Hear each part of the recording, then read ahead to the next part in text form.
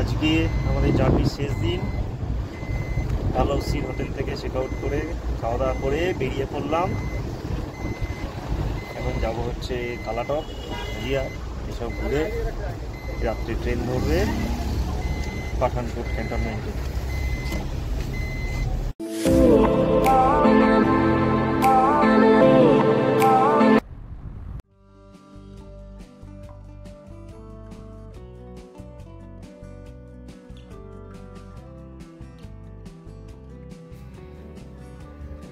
নমস্কার বন্ধুরা, আপনাদের সকলকে আরও একবার স্বাগত জানাই আমার চ্যানেল ব্যাকপ্যাকার অপুদ্বীপে।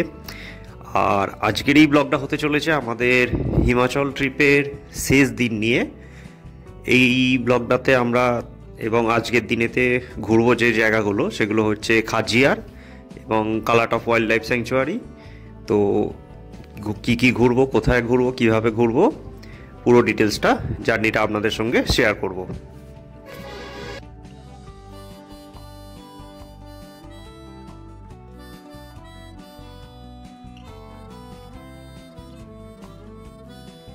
সকালবেলা ব্রেকফাস্টের পর তখন ঘড়ির কাঁটায় বাজছে সকাল 10টা, আর আমরা হোটেল থেকে বেরিয়ে গান্ধীচক পেরিয়ে, ডালহৌসির গান্ধীচক পেরিয়ে আমরা এগিয়ে যাচ্ছি খাজিয়ারের দিকে।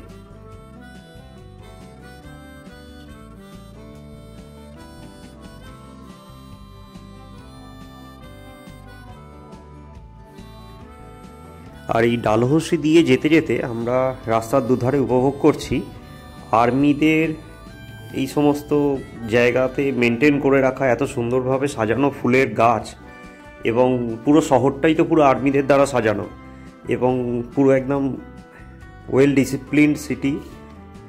তো সাথে রাস্তার ধারে এরকম বেশ কিছু মানে যুদ্ধে ব্যবহার করা সামগ্রীর একটা মিউজিয়াম মতন বলা যায়। আর সামনে আমরা এখন পার হয়ে যাচ্ছি ডালহৌসি পাবলিক স্কুল। তো এইসব দেখতে দেখতেই আমরা এগিয়ে চললাম খাজিয়ারের দিকে।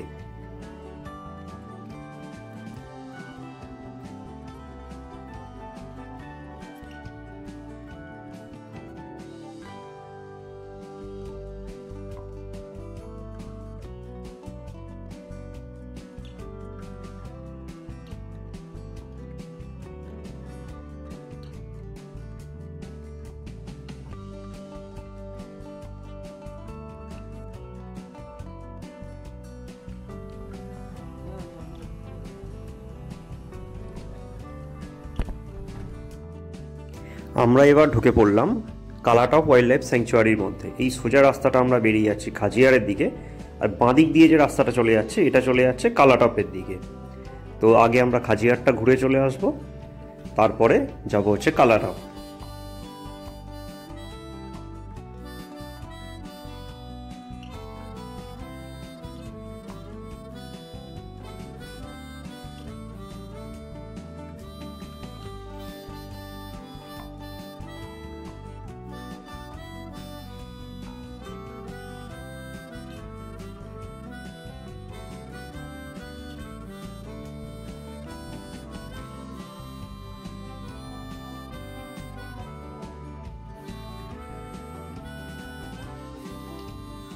আমরা এখন ঢুকছি খাজিয়ারে।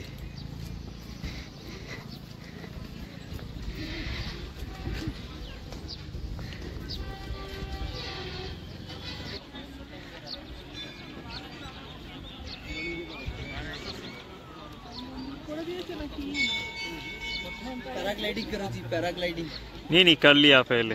सफारी जिपलाइन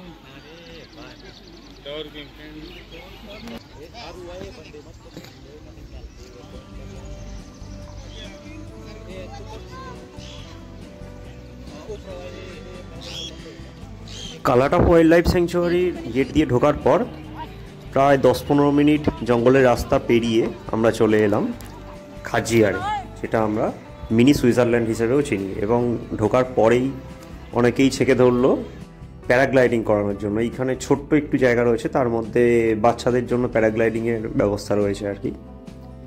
খুব একটা বড় সড়ো নয়, মানে জাস্ট কয়েক সেকেন্ডের জন্য আকাশে উঠছে এবং তারপরেই নেমে পড়ছে। তো জায়গাটা খুবই সুন্দর।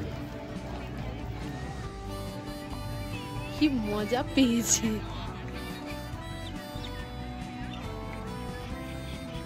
বলটা ছেড়ে দিল, নে আবার ছোড়। হায় কি জোর দৌড়েছে। এখানে এই যে ঘোড়াগুলো দেখতে পাওয়া যাচ্ছে খাজিয়ারের পাশে বেঁধে রাখা রয়েছে, এই ঘোড়াগুলো বুকিং করলে এরা খাজিয়ারের চারপাশটা পুরো ঘোড়ায় চড়িয়ে ঘুরিয়ে দেখিয়েও দেয়।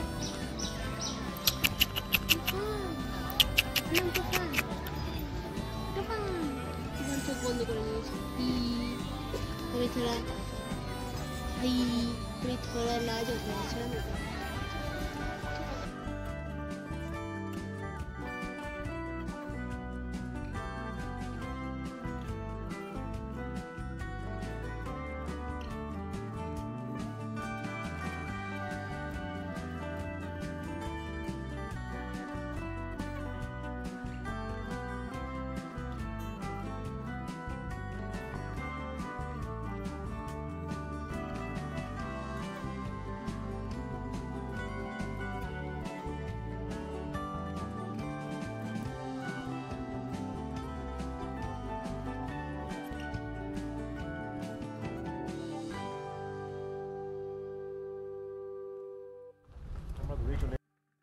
খাজিয়ার ঘুরে দেখে চলে এসে এবার আমরা যাব কালাটপের দিকে।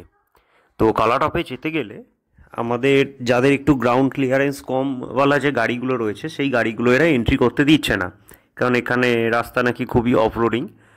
তো তার জন্য এখানে রয়েছে মারুতি এবং আর বেশ কিছু গাড়ি রয়েছে, সেগুলো বুকিং করে কালাটপের ভেতরে ঢোকা যাচ্ছে। মোটামুটি রেট হচ্ছে 1000 থেকে 1200 টাকা।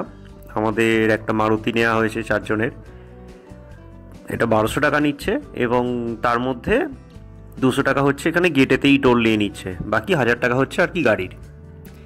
তো দিয়ে আমরা ঢুকে পড়লাম কালাটপের দিকে।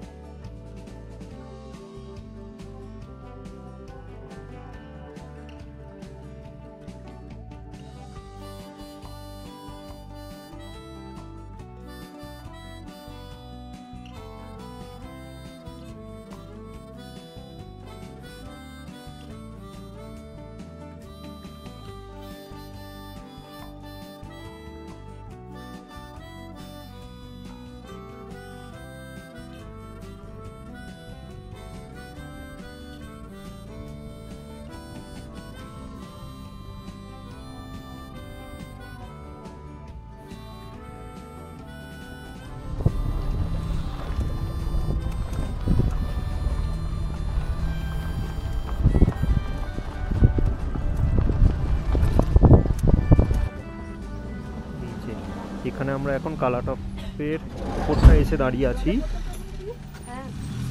এখান থেকে বেশ কিছু ভিউ পয়েন্ট আছে, সেগুলো আমরা দেখব।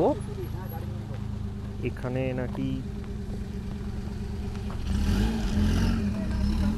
নাকি 1942 লাভ স্টোরির লুটেরা এইসবেরও শুটিং হয়েছে, সেগুলো আমরা দেখব।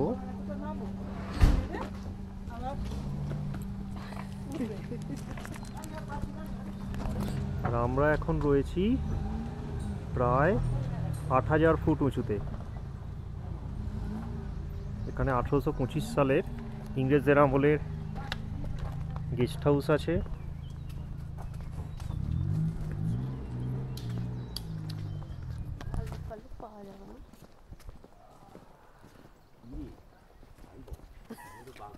ফরেস্ট, এটা হচ্ছে কালাটপের ফরেস্ট রেস্ট হাউস, যেটা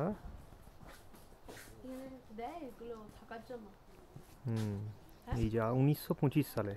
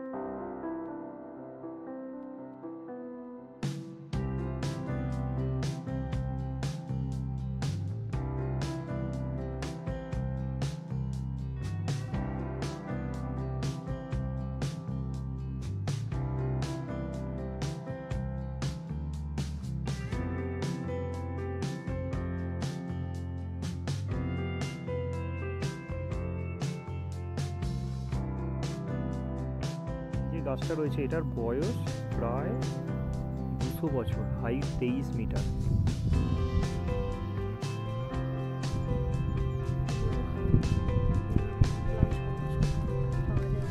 এই কালাটপের ওপরে এখানে খাবার খেতে এসেছি, আর এই ওপর থেকে দার্জিলিংয়ে যেমন করেছিলাম না, ওখানে অ্যাডভেঞ্চার হচ্ছে।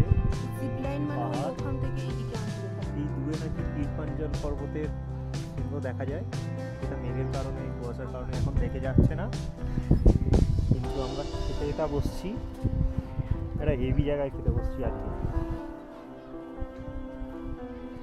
এই যে এদিক থেকে আসছিলাম, এসে উপরে উপরে একটা ক্যাফে। পাঠানকোটে যাওয়ার পথে আমরা এই জায়গাটাতে একটু দাঁড়ালাম একটু ছবি তোলার জন্য, কারণ এই যে জিনিসগুলো, এগুলো তো সচরাচর আমাদের ওখানে দেখতে পাওয়া যায় না, তার জন্য নেবে একটু ছবি তুলে নিয়ে তারপর আমরা আবার বেরোবো।